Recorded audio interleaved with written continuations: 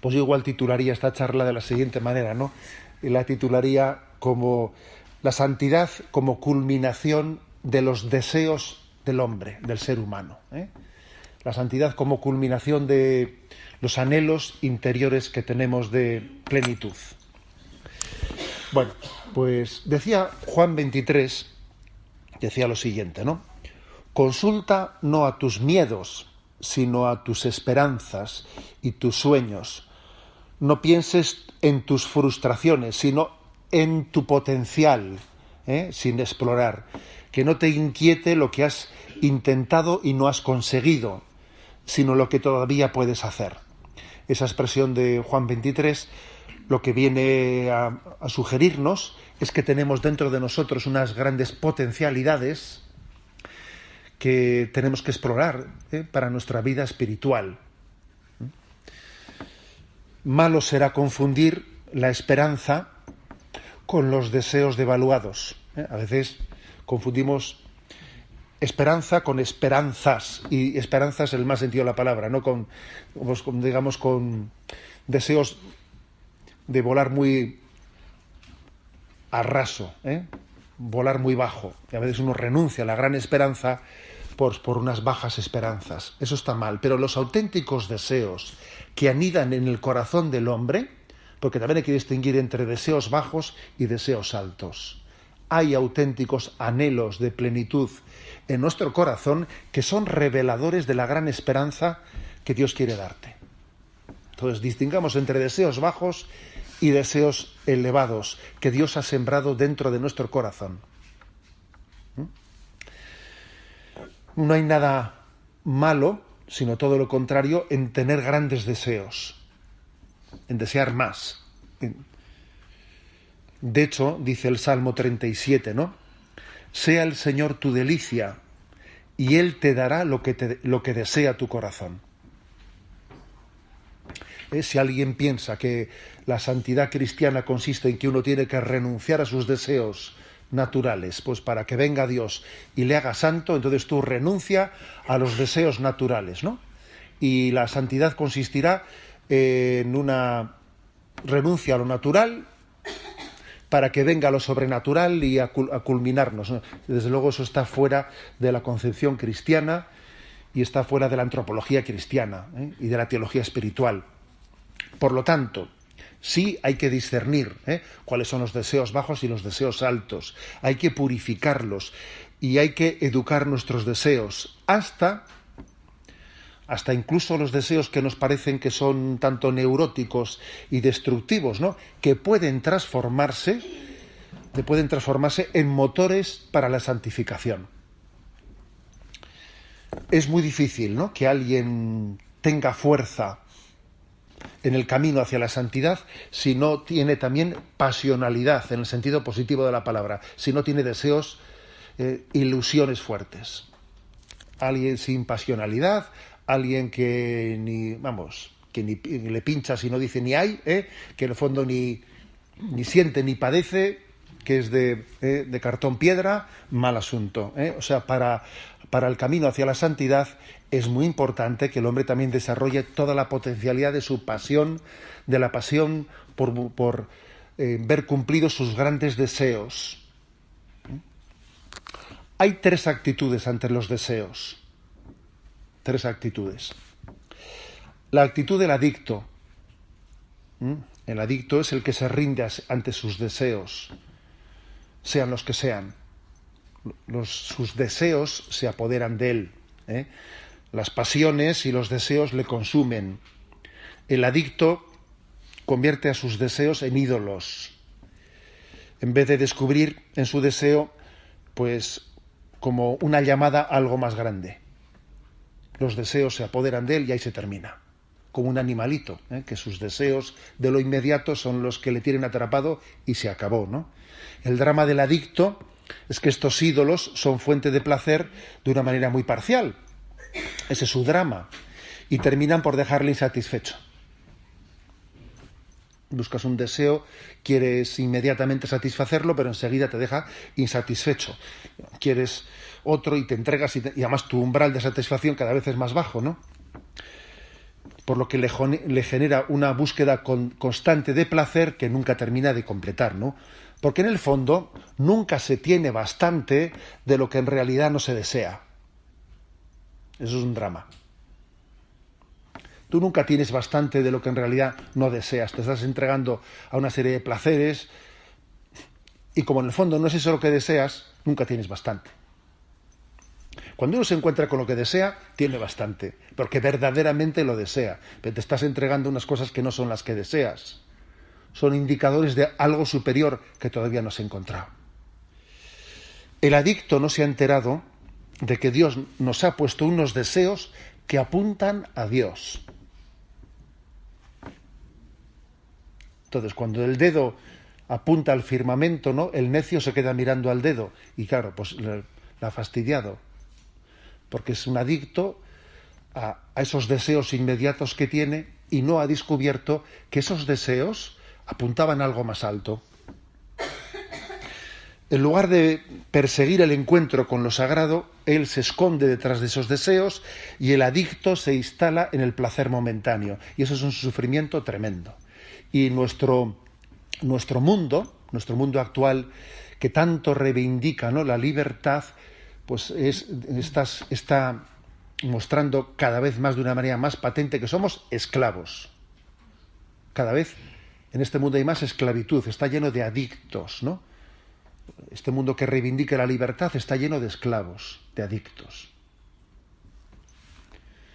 Por lo tanto, el primer tipo de relación con los deseos es el tipo de la edición propia del adicto. La segunda relación, la del que podríamos llamar la relación de la actitud del estoico. Del estoico que vive o temiendo sus deseos, les tiene miedo, o los rechaza, o los niega. Es pensar que los deseos son algo bajo, que el hombre espiritual, el hombre culto, el hombre racional no tiene que tener ningún tipo de deseo, tiene que vivir en otro nivel racional y sobrenatural, y los deseos humanos están estorbando, ¿no? Por lo tanto, o niega directamente esos deseos, hace como si no existiesen, o los teme y tiene pavor hacia a esos deseos, ¿no? Pero no es vivir en verdad, porque esos deseos existen. Esos deseos existen. Los deseos reprimidos vuelven a la carga, por mucho que intentes negar que existen. Vuelven a la carga a intentar vengarse, ¿no? La negación represiva suele estar acompañada luego por desahogos secretos. Mal asunto. Recuerdo una anécdota que le escuché a Cristina López Schlichting, a la periodista de COPE, que muchos conoceréis, que me llamó la atención sobre esto, ¿no? Y cuenta ella que algunas de sus sobrinas pues habían hecho ejercicios espirituales, eran pues ya digamos jóvenes, ya adolescentes, ya con la adolescencia pasada, ¿no?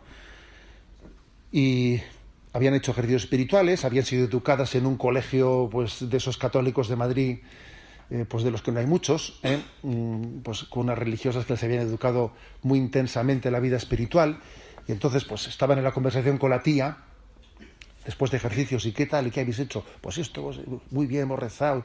¿Y por qué habéis rezado? Pues yo pues le he pedido a Dios pues por la Iglesia, ¿no? ¿Y qué más le has pedido? Pues le he pedido por el Papa. ¿Y qué más le has pedido? Pues le he pedido por los misioneros, ¿no? ¿Y qué más le has pedido? Pues le he pedido por la paz del mundo. ¿Y por qué más has pedido? Dice, pues le he pedido pues para que no haya hambre en el mundo. Y la tía decía, por el amor de Dios, decía, ¿y no le has pedido nada más?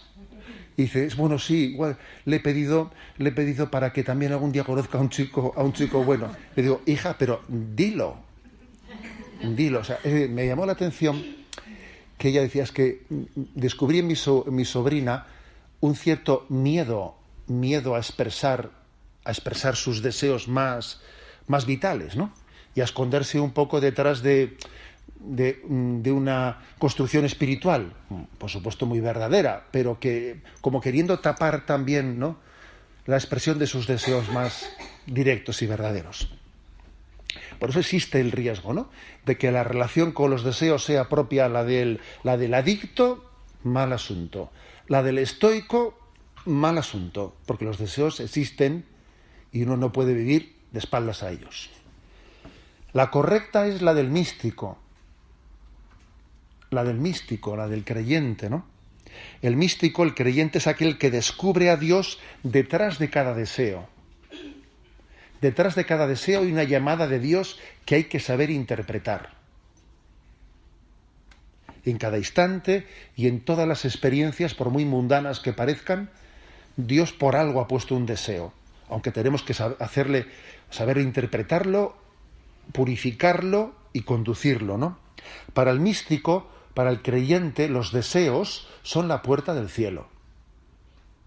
El místico descubre que solo Dios puede colmar tus ansias más profundas.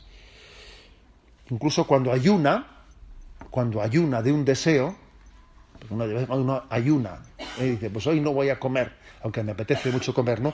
Cuando ayuna, el creyente lo hace para recordarse a sí mismo el hambre infinita de Dios que tiene. Bueno, pues hay 3 actitudes ante el deseo, y para que la correcta sea la tercera, la del creyente, hay que decir que hay 3 etapas en la divinización de los deseos humanos, ¿no? La vía purgativa, en la que Dios nos enseña a satisfacer de forma saludable los deseos terrenales. En esa vía purificativa, el Señor te dice, a ver, tú tienes unos deseos, pero tienes que purificarlos para que los satisfagas saludablemente y no desequilibradamente. Pues, por ejemplo, comiendo con un orden y no cayendo en la gula, por ejemplo. Esa es la vía purificativa. Luego está la vía iluminativa, en la que Dios te revela, te va revelando a través de esos deseos qué es lo que Dios quiere de ti. Te va haciendo entender, mira, este deseo que Dios ha sembrado en mí, Dios quería con él que yo creciese en esto, creciese en lo otro, ¿no? Y la tercera vía, después de la purgativa y de la iluminativa, es la unitiva, que nos permite experimentar cómo llegan a fundirse nuestros deseos con la voluntad de Dios. Pero claro, que tus deseos naturales se fundan con la voluntad de Dios, y que veas tú cómo coincide como anillo al dedo, porque nosotros solemos tener un problema, que mis deseos, no veo yo que mis deseos conjuguen con la voluntad de Dios. Esto, no sé, esto del anillo al dedo, aquí no veo yo que me entre el anillo en el dedo, o intento meter el zapato y me hace daño, ¿no? Nuestra experiencia es que los deseos no conjugan con la voluntad de Dios tan fácil, que hay una serie de choques porque hay un camino de purificación y de iluminación pendiente para poder llegar a esa culminación unitiva en la que el cumplimiento de tus deseos es la voluntad de Dios, y la voluntad de Dios planifica tus deseos y los colma plenamente. Es decir, repito, la santidad no es un punto en el que tú te olvidas de tus deseos y al final Dios te hace santo, ¿no? Porque eso podía ser un poco, uno podía tener esa impresión. La santidad debe ser un momento en el que uno ya renuncia a sus deseos completamente, se olvida de que existieron y dice, venga, olvídate de eso, que Dios me va a hacer santo por otro camino que no tenía nada que ver con lo que mi corazón anhelaba. No es verdad. No es eso así, ¿eh? Bueno, este es el punto de partida, Este es el punto de partida. Y bueno, y dice, ¿y cómo llegamos ahí? Porque como tenemos esas distorsiones tan grandes y como experimentar lo que experimentamos son las contradicciones entre mis deseos y la voluntad de Dios, a ver, ¿cómo hacemos ese camino intermedio, no? Bueno, hay un camino interesante, ¿no? Que es muy iluminador, que es lo que nos iluminan los 7 pecados capitales. Porque los 7 pecados capitales, en el fondo, nos dan una pista muy interesante de cuáles son los verdaderos anhelos o deseos que Dios ha puesto en nuestro corazón. Los pecados capitales son la manipulación de los deseos que Dios puso dentro de nosotros. El demonio, que es muy astuto, los manipula y convierte como en pecados capitales los deseos que Dios sembró en el corazón del hombre.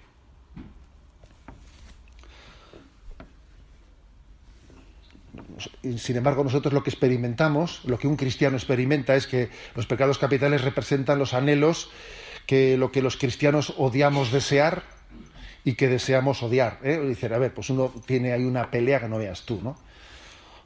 Odias desearlos y deseas odiarlos, pero es verdad que en esa lucha interior se esconde que detrás de esos pecados capitales había unos deseos verdaderos que hay que saber distinguirlos de su aspecto pecaminoso. Distingamos una cosa de la otra, porque son dos cosas que hay que distinguir, lo que es lo que el demonio ha convertido en tendencia pecaminosa, de lo que Dios sembró como deseo de plenitud dentro de nosotros.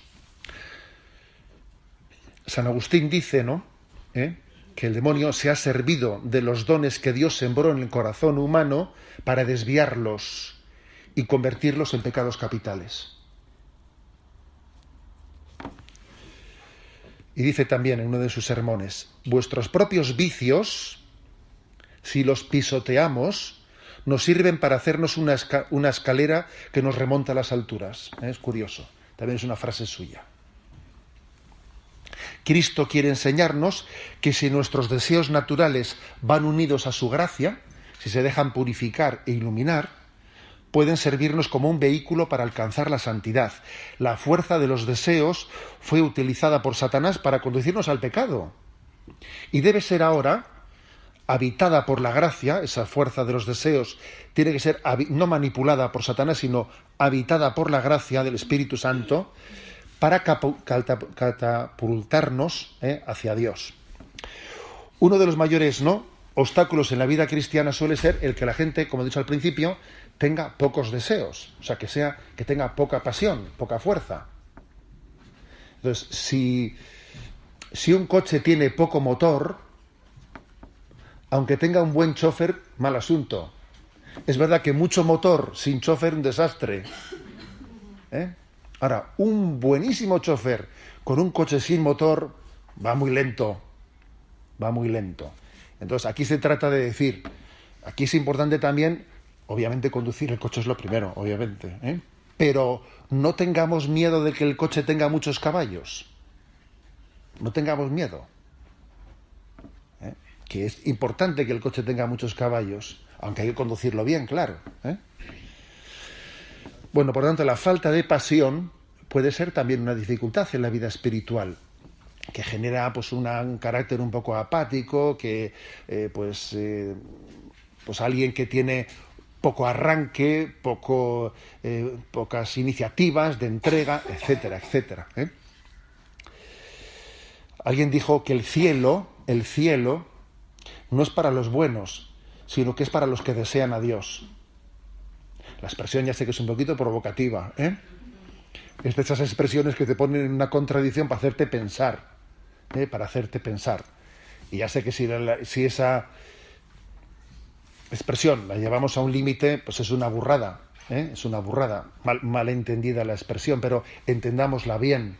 Cuando se dice el cielo no es para los buenos, sino para los que buscan a Dios, se quiere decir, que lo importante no es acertar en la primera, sino tener verdadero deseo de buscar, porque el que busca verdaderamente, ¿sabes?, terminará encontrando. Dios no va a permitir que alguien que tiene un deseo infinito de Él se pierda en el camino. Bueno, por lo tanto, ¿cuáles son esas paradojas de pecados capitales y deseos? Sigo un poco el hilo conductor del libro al que me he referido, aunque luego igual me tome alguna libertad en hacer algunas adaptaciones. Bueno, pues esas parejas que él hace, pecado capital versus deseo natural bueno que Dios sembró, son las siguientes, Soberbia versus abundancia. Dios quiso que tuviésemos un deseo de abundancia, que el demonio ha querido desviarlo en soberbia. Avaricia versus confianza. Dios quiso que tuviésemos un deseo de confianza y abandono, que el demonio ha querido generarlo en avaricia. Comunión o lujuria. Dios quiso que tuviésemos un deseo de comunión con los demás, que el demonio ha querido desviarlo hacia la lujuria. Justicia versus ira. La ira es una deformación del deseo natural de justicia. Bienestar versus gula. Dios quiso que tuviésemos un deseo de bienestar, que el demonio lo deriva en gula. Dignidad o envidia. Ese deseo de dignidad es bueno y es santo, sembrado por Dios, pero el demonio ha querido hacer de él motivo de envidia. O el deseo de paz derivado por el demonio en pereza. Son, digamos, los 7 deseos naturales sembrados por Dios y manipulados por el enemigo. Si descubrimos los deseos que Dios insertó en la naturaleza humana y los purificamos y los alimentamos bien, estaremos colaborando en el plan de santificación de Dios con nosotros. Y obviamente, esta explicación que yo doy en esta charla, pues es totalmente complementaria pues con todos los medios sobrenaturales con los que habitualmente predicamos, ¿no? Pues el alimento de los sacramentos, de la palabra de Dios, etcétera, etcétera, porque esta explicación que doy yo no suple nada de eso, porque para poder purificar e iluminar los deseos necesitamos también los medios sobrenaturales, para poder hacerlo. Vamos a brevemente, ¿no?, a describir los 7 deseos, de una manera breve y sencilla. El primer deseo, llamémosles deseos naturales y divinos. ¿Por qué digo natural y divino? Pues porque Dios lo ha sembrado en la naturaleza humana, está en el ADN de la naturaleza humana. Y divino porque te lo dio Dios. O sea, es Dios el que ha escrito en nuestra naturaleza humana esos deseos humanos, ¿no? Son deseos naturales y divinos, ¿no?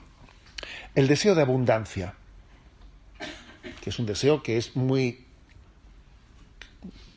evidente en nosotros, ¿no?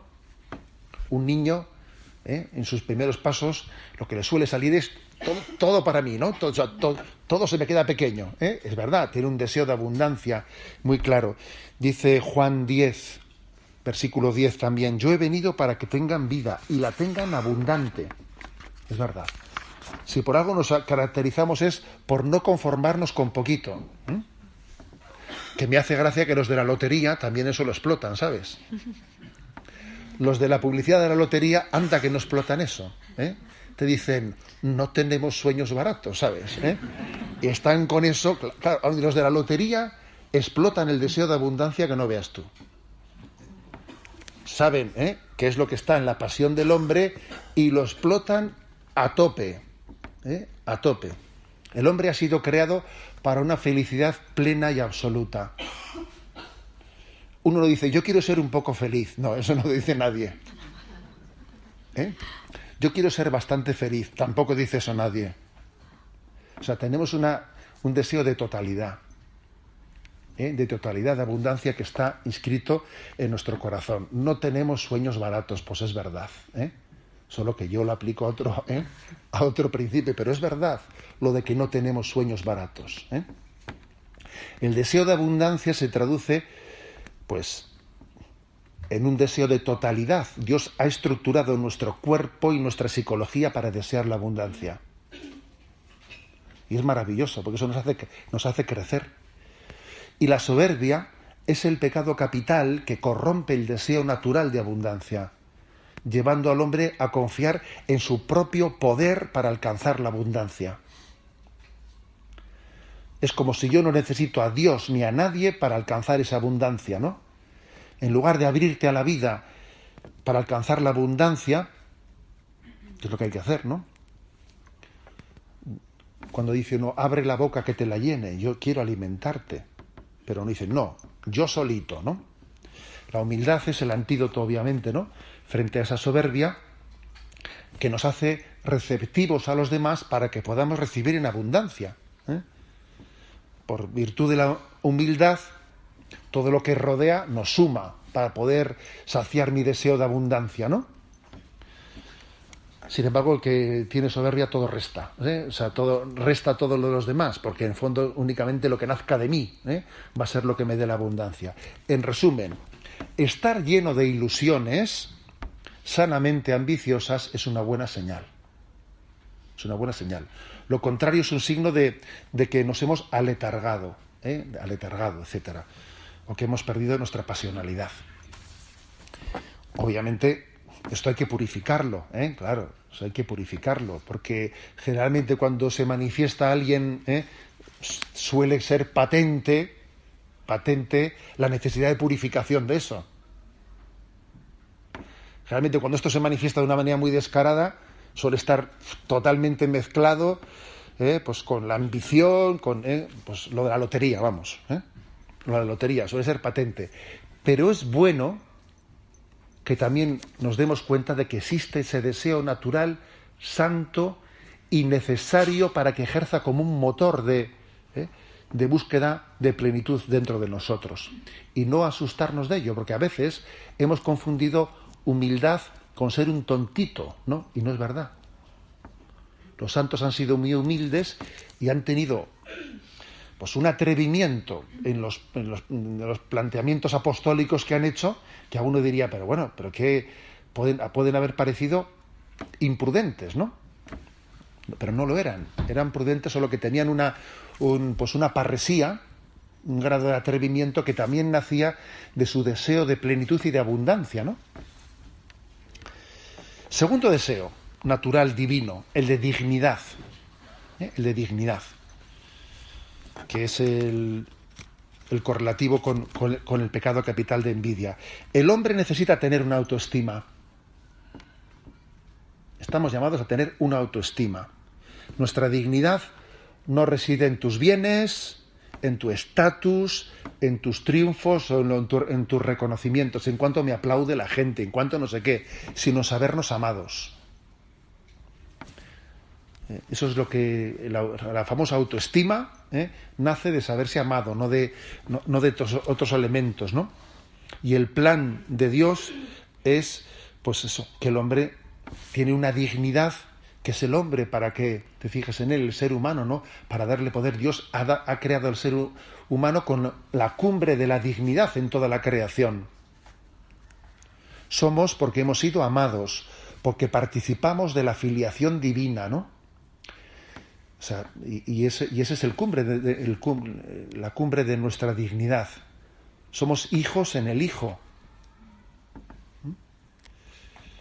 El Papa muchas veces suele repetir una frase: no tenemos derecho a considerarnos huérfanos y autodespreciarnos y a estar repitiendo el canto de pobrecito de mí, que es muy frecuente en nosotros, ¿sabes? ¿No? Esa especie de autolamentación, lastimera, etcétera, ¿no? La envidia es el pecado capital que corrompe el deseo de dignidad.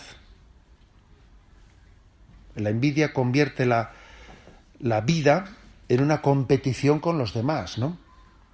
Para ser valorado por encima de los otros. Como yo en el fondo quiero tener una autoestima, una dignidad, pues parece que para poder tenerla tiene que ser por encima del otro. Si no es por encima del otro, yo no soy nadie. Para ser alguien tienes que pisar a alguien, ¿sabes? Tienes que estar por encima de alguien, si no, no eres nadie. Y el pecado de envidia consiste en desear en el fondo y conformarse con menos de lo que Dios quiere darte. Pero el caso es que sea por encima de otro. Y si la soberbia nos lleva a convencernos de que no necesitamos de nadie, pues para la felicidad, la envidia lo que te lleva es a temer a los demás, a tomar distancia frente a las personas que podrían ayudarte a la plenitud de la vida, con lo cual tienes un drama. La soberbia te hace tú solo, no te dejes ayudar. Y la envidia lo que hace es salir corriendo de las personas que te podían ayudar, ¿no? Bueno, la virtud contraria a la de la envidia es la caridad, ¿no? Es la caridad, la amabilidad, que nos ayuda a dar la espalda a todo tipo de envidia y a entender, pues, que Dios quiere que sumemos y no restemos, ¿no?, los bienes de los demás. Mi dignidad no entra en competencia con la dignidad de los demás, no entra en competencia, ¿no?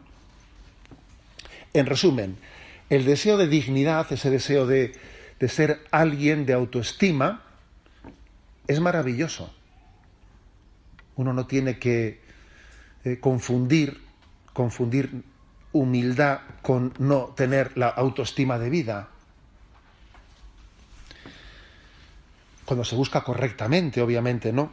Y cuando no siente la dignidad del prójimo como competidora o como si me hiciese sombra a mí mismo, ¿no?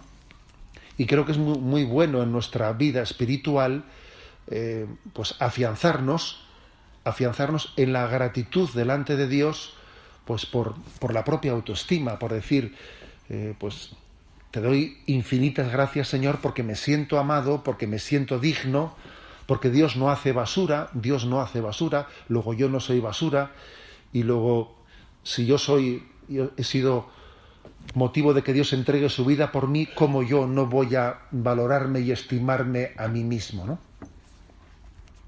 Tercer deseo, el deseo natural divino de justicia, ¿eh? El deseo de justicia, que el demonio manipula con la ira. Todos damos por hecho de que el mundo debe de funcionar mejor de lo que funciona. Yo no conozco a nadie que diga lo contrario. Nadie dice, este mundo va maravillosamente bien. No, todo el mundo tiene una conciencia de decir, por Dios, tengo un deseo de justicia que dice, hasta qué punto podemos ver cumplido el deseo de justicia en esta vida. Y hay personas que desean el cielo por desear la justicia, ¿sabes? Dice yo, que venga Dios, ¿sabes? ¿No? Que venga Dios y que haga justicia, es verdad. A veces el anhelo del cielo está ligado al anhelo de justicia. Que venga Dios y haga justicia, mira. Sí, eso es un deseo muy íntimo en nosotros. Un deseo íntimo de justicia, que en el fondo es como nos da añoranza del paraíso. Y nos recuerda, ¿no?, que Dios ha prometido que iba a restaurar la justicia. Dios ha prometido que restauraría la justicia. Ahora bien, ¿qué ocurre? Que la indignación que estalla en ira, pues es el pecado capital que corrompe la justicia. La ira, a diferencia de esa sana indignación, que también es verdad que la sana indignación existe, algunos sitios habla incluso de la santa ira. Se habla de la santa ira de Dios, de ese episodio de Jesucristo expulsando a los mercaderes del templo, etcétera. Es decir, sí existe una santa ira, pasa que la palabra ira más bien pues, se reserva para el concepto del pecado capital, ¿no? Pero sí existe una santa indignación. Pero sin embargo, dice San Ambrosio, nadie se cura a sí mismo hiriendo al prójimo, ¿sabes? A ver, tú por herir al prójimo no te vas a curar a ti mismo. Luego la ira, por motivos de deseo de justicia, es un engaño absoluto, porque es que querías la justicia y lo que te has hecho ha sido cómplice de esa injusticia a la que tú querías combatir. La paciencia, sin embargo, pues es totalmente necesaria para que la justicia sea correctamente o equilibradamente deseada, ¿no? Y para contrarrestar la ira. Y en una respuesta respetuosa y proporcionada, ¿no? La paciencia es compatible con una indignación justa y equilibrada. No puede estar indignado y al mismo tiempo saber que tiene que tener paciencia. Sin embargo, como la ira se haya apoderado de él, es imposible que tenga paciencia. En resumen, cuando dejamos de soñar en la justicia, mal asunto. Y ojo, que a veces suele ocurrir que de jóvenes somos idealistas y soñamos en la justicia, y luego cuando uno ya alcanza cierta edad y ya tiene la hipoteca y tiene lo otro y tiene tal, y dice, bueno, anhelos de justicia son sueños un poco de juventud. Eso también ocurre, y eso es un mal y un cáncer para la vida espiritual. El aburguesamiento en el que uno ese deseo, ese anhelo de justicia lo deja en el segundo, tercero, cuarto y quinto lugar. Cuando uno en sus anhelos antepone los bienestares a los deseos de justicia, eso es un problema muy gordo. Si tu deseo natural es mucho antes el bienestar que el de justicia, cuidado. Siguiente deseo, el de paz. El deseo natural de paz, ¿no? El deseo de paz, Shalom. Jesús saluda, ¿no?, a los suyos diciendo Shalom, que la paz sea contigo, anida en nuestro corazón. En medio de conflictos y de problemas, Jesucristo se nos presenta como el dador de paz. Y el corazón del hombre está hecho pues para ser instrumento de paz. Que digamos una cosa, que el deseo de paz no es exactamente lo mismo de que me dejen en paz. No es exactamente lo mismo. Eso es un matiz bastante importante. No, porque el deseo de paz muchas veces hay que vivirlo compaginándolo con la lucha por la justicia. Y es verdad que la lucha por la justicia conlleva problemas. Y algunos, por entender mal la paz, renuncian a luchar por la justicia. No. Es decir, nuestro deseo de paz no es un falso pacifismo, no es una indolencia, ¿sabes? No. Nuestro deseo de paz tiene que ser compatible con mantener encendida la lámpara por el deseo de la justicia del mundo. Jesús no ha venido a traernos una paz que sea la ausencia de problemas, sino la capacidad de vivir interiormente en paz en medio de muchos líos. Es así, en medio de muchos líos. Ahora, la pereza es el pecado capital que corrompe el deseo de la paz. En el fondo es la pereza esconde el pecado de la indiferencia.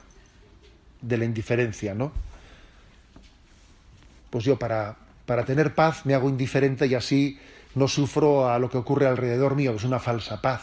Es una falsa paz. Decía San Maximiliano María Kolbe que el veneno más mortal de nuestros tiempos es la indiferencia. Es la falsa paz de Satanás. Allá cada uno y yo en paz, ¿no? Eso no es en paz, ¿no? Por lo tanto, nuestro anhelo de paz tiene que ser también un anhelo que lo conjuguemos con la diligencia, con saber que en esta vida un cristiano pues se tiene que meter en problemas, no puede renunciar a los problemas, ¿no? Y hay una paz que está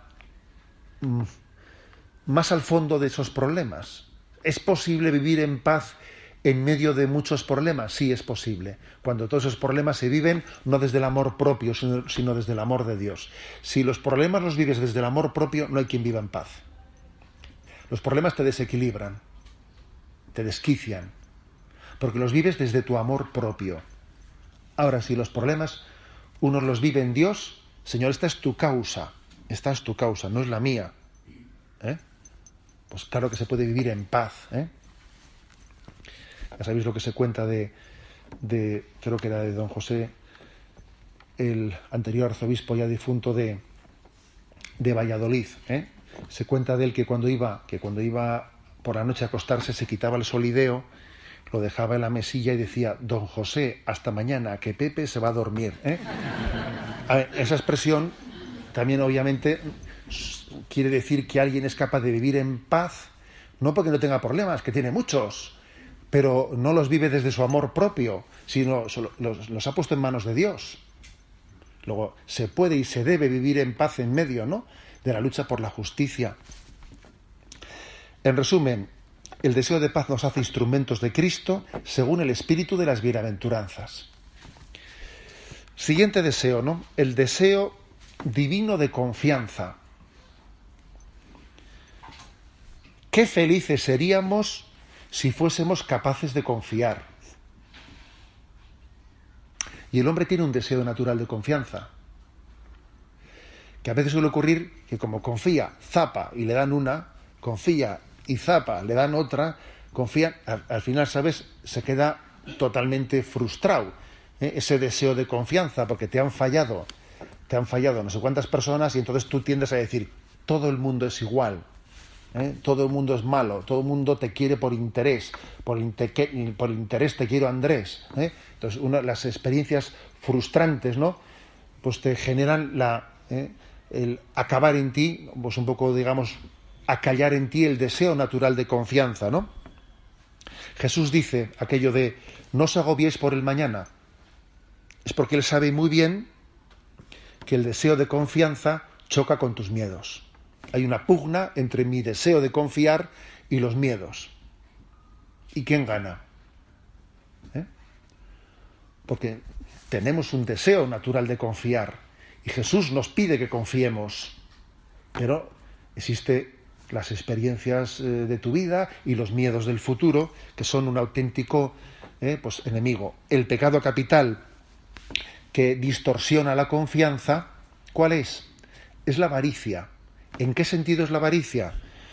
Pues que consiste en tú agarrarte a cosas, a cualquier cosa que calme tus angustias y tus temores, para que así eso, pues mira, pues ya que no confío en el futuro, pero me agarro a mi cuenta corriente, ¿sabes? O me agarro a determinadas seguridades, como el niño que se agarra, ¿no?, a un osito de peluche.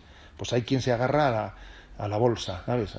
Se ha subido o ha bajado en vez del osito de peluche. Cada uno se agarra lo que puede, buscando confianza.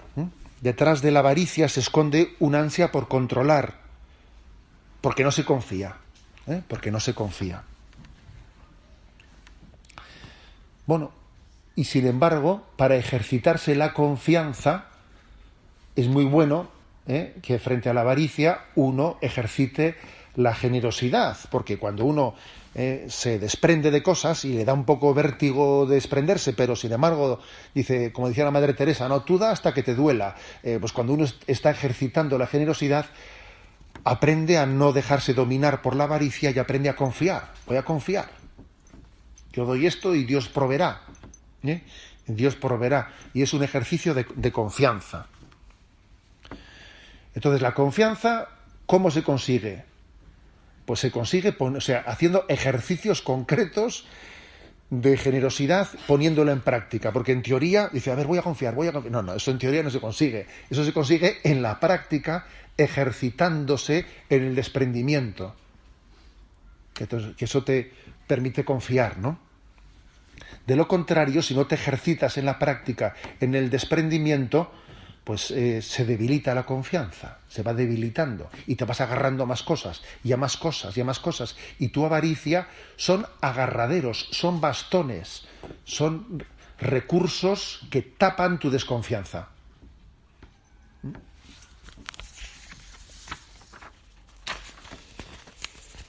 El sexto deseo, el del bienestar, que también existe. No solo existe el deseo de justicia, también existe el deseo de bienestar. No somos masocas, ¿sabes? Masocas no somos. Existe el deseo de bienestar, que no es meramente la supervivencia, es más que la supervivencia. Es la satisfacción en todos los aspectos, en el aspecto físico, en el aspecto psicológico, en el aspecto social, en el aspecto material. Por eso es muy normal pues que alguien, cuando está enfermo, tenga un deseo de sanación. Pues es muy normal, porque tiene un deseo de bienestar. Y si alguien está enfermo, que tenga un deseo, otra cosa es cómo lleve ese deseo, cómo lo encauce, ¿sabes? Pero que tenga un deseo de sanación, pues es totalmente natural, ¿no? Jesús nunca dijo a alguien que le pedía pues la sanación, porque más te valdría desear otras cosas. No, eso Jesús no lo dijo nunca. ¿Te imaginas a Jesús diciendo, más te valdría que me pidieses otras cosas, no la sanación? Eso Jesús no lo dijo. Sin embargo, ese deseo que tenemos, ¿no?, pues de